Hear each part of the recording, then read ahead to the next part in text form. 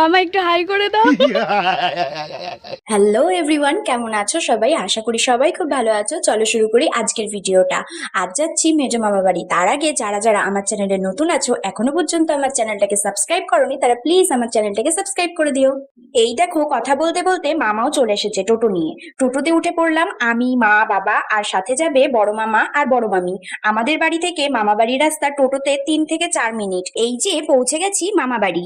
এই মাহুবতীটাকে দেখে নাও, মজা করছিলাম। এটাও হলো আমার একটা মামি। এখান থেকে বড় মামা আর বড় মামি টোটোতে উঠবে, তারপর আমরা রওনা দেবো মেজো মামা বাড়ি যাওয়ার জন্য। হ্যাঁ, আমার মেজো মামা বাড়ি পারুলিয়ায়। যখনই আমি মেজো মামা বাড়ি যাই, আশেপাশের রাস্তা দেখতে দেখতেই যাই। কেন বললাম এই কথাটা, সেটা আরেকটু আগালেই বুঝতে পারবে। বলতে পারো আমি নেচার লাভার, তাই হয়তো এত আশেপাশের গাছপালা আমার এত পছন্দ। এটা হলো ভান্ডারটিগুড়ি স্টেশন। দেখো, কথা বলতে বলতে উঠেও গেছি হাই রোডে। এখন এত গরমের মেন কারণ হলো গাছপালা কেটে ফেলা। আমরা প্রত্যেকবারই গরমে পাখা, কুলার, এসি অনেকেই কিনে থাকি, কিন্তু প্রত্যেক বছর যদি আমরা 5টা করে গাছ লাগাই ফ্যামিলি প্রতি, তাহলে হয়তো সামনের বছর গরমটা কমই হবে। এখন আছি পারুলিয়া বাজারে। মামা আর বাবা ওদিকে গেছে মিষ্টির দোকানে, এদিকে আমি আর মামি যাব ফলের দোকানে। এখান থেকে তরমুজ আর শশা নিয়ে নিলাম। কার কার তরমুজ খেতে ভালো লাগে কমেন্টে জানিও। ওই দেখো, এদিকে কথা বলতে বলতে মামা আর বাবাও চলে এসেছে। কিন্তু আমাদের সাথে অন্যায় হয়েছে বন্ধুগণ। আমরা যখন ফল কিনতে গেছিলাম, মা আর মামা মিলে একা একা শরবত কিনে খেয়েছে। যাই হোক, আবার আমরা আমাদের গন্তব্যস্থলের দিকে আগাতে থাকলাম। এই যে আমার হ্যাপি ফ্যামিলি, হাসি মজা ইয়ার্কি ঠাট্টা করতে করতে যাচ্ছিলাম। ও, তোমাদের তো বলাই হলো না কি কি নিলাম। দই, মিষ্টি, কোকা কোলা। গল্প করতে করতে পৌঁছেই গেলাম মামা বাড়ির কাছে। তার আগে সবাই আমার মা আর মামিকে হাই বলে দাও। এই দেখো কত সুন্দর পুকুর আর গাছপালা, আহা কি সুন্দর। এখানে মনে হয় চড়ক হয়েছিল কদিন আগে। তোমরা কে কে চড়ক দেখেছো আমায় অবশ্যই জানিও। আমি কিন্তু চড়ক দেখতে পারি না, আমার ভয় লাগে। এমন গ্রাম্য পরিবেশ আমার ভীষণ ভালো লাগে। এত গাছপালা, কি দারুণ। ছোটবেলায় এখানে আমার একটা বান্ধবীর বাড়িও ছিল, কিন্তু এখন ওরা ব্যাঙ্গালোরে চলে গেছে। চলে এসেছি মামা বাড়ি, দেখো কত বাঁশবাগান। পিছনে একটা পুকুরও রয়েছে, আবার বাদিকে আম আর কলা বাগানও আছে। সবাই হেঁটে হেঁটেই চলে গেলাম। এই দেখো, এসেই আগে সবাইকে কোল্ড ড্রিঙ্কস দিয়ে দিলাম। যা গরম বাইরে, সবাই এসেই হাঁপাচ্ছে। যারা এই গরমেও দিনরাত কাজ করে যাচ্ছে, তাদের কতই না কষ্ট হচ্ছে। একটু রেস্ট নিয়ে বেরিয়ে গেলাম ঘুরতে। মামা বলল পুকুরের দিকে গাছপালা আছে অনেক, ঠান্ডা হবে, তাই ওদিকে যেতে।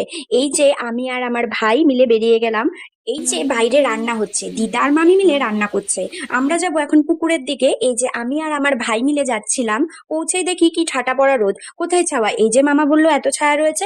এদিক ওদিক ঘুরে দেখলাম মামাও ফিরে আসছে। এত গরম কোথায় থাকবে, চলো এখন ওদিকে যাওয়া যাবে না। ফিরে আসলাম বাড়ির দিকে, কিন্তু বাড়িতে বসে থাকতে একটু ভালো লাগছিল না। কি করব, তাই ভাইকে বললাম চল আম বাগানে। তাই ভাই আর আমি চেয়ার নিয়ে বেরিয়ে গেলাম আম বাগানের দিকে। ওই যে ওই বড় আম গাছটার তলায় বসবো। এই যে চলে এসেছি। এটা আমার মেজো মামার ছেলে আকাশ ভাই। আমার ভাইকে সবাই হাই বলো। আমি চারিদিকটা ঘুরে ঘুরে দেখছিলাম। তোমাদের বিকেলে আরো সুন্দর সুন্দর জায়গা দেখাবো। আমাকে অবশ্যই জানাবে তোমাদের জায়গাটা কেমন লাগলো। এখনো পর্যন্ত আমার চ্যানেলটাকে যারা সাবস্ক্রাইব করনি, তারা প্লিজ আমার চ্যানেলটাকে সাবস্ক্রাইব করে দিই, যাতে আমি তোমাদের সাথে রোজ এমন নতুন নতুন ভিডিও শেয়ার করতে পারি। ভাই ওদিকে বসে আছে, এদিকে আমি চারিদিকটা ঘুরে ঘুরে দেখছি। এখানে যদি মাঝে মাঝেই আসতে পারতাম তাহলে কতই না ভালো হতো। এখানে কিন্তু আমি এমনি এমনি আসিনি, ভয়েস ওভার দেওয়ার জন্যই এই আম বাগানে এসেছি। কাজ তো আমার প্রায় শেষ। ভাইকে বলছিলাম চল আম পাড়ি। ভাইরা আম পাড়ছিল, অবশেষে একটা আম পড়লো। এবছর কিন্তু গাছে আম অনেক কম। আগের বার যখন এই টাইমে মামা বাড়ি এসেছিলাম, তখন প্রচুর আম ছিল, প্রায় হাত দিয়েই আম পাড়া যাচ্ছিল। প্রথম আমটা ভাই গাছে মেরে ফাটাতে গেছিল, নষ্ট হয়ে গেছিল। তারপর আবার আরেকটা আম পারলো। আমি বললাম এবার আর গাছে মেরে ফাটাস না, এবার মার কাছ থেকে কেটে নিয়ে আয়। দেখো কি সুন্দর কাঁচা আম, আর সাথে লঙ্কার গুঁড়ো আর নুন। বাপরে বাপ কি টক, একটু মুখে দিয়েই আমার দাঁতগুলো শিনিয়ে গেল। আমি আর খাবো না, আমি অর্ধেককেই ফেলে দিয়েছি। মামি ডাকছে, এখন আবার ফিরে যাচ্ছি বাড়ির দিকে। এই দেখো, মুরগিগুলোকে এখানে হয়তো পোষে। চলে আসলাম, এসেই খেতে বসে পড়েছি। বাইরে খুব গরম। খেয়ে দিয়ে ঘুমিয়েছিলাম একটু। মামি আবার ঘুম থেকে ডেকে দিল, ফল কেটে এনেছে। তরমুজটার কালার তেমন নেই, কিন্তু মিষ্টি ছিল। বিকালে একটু রেডি হয়ে ভাইয়ের সাথে ঘুরতে বেরিয়েছিলাম।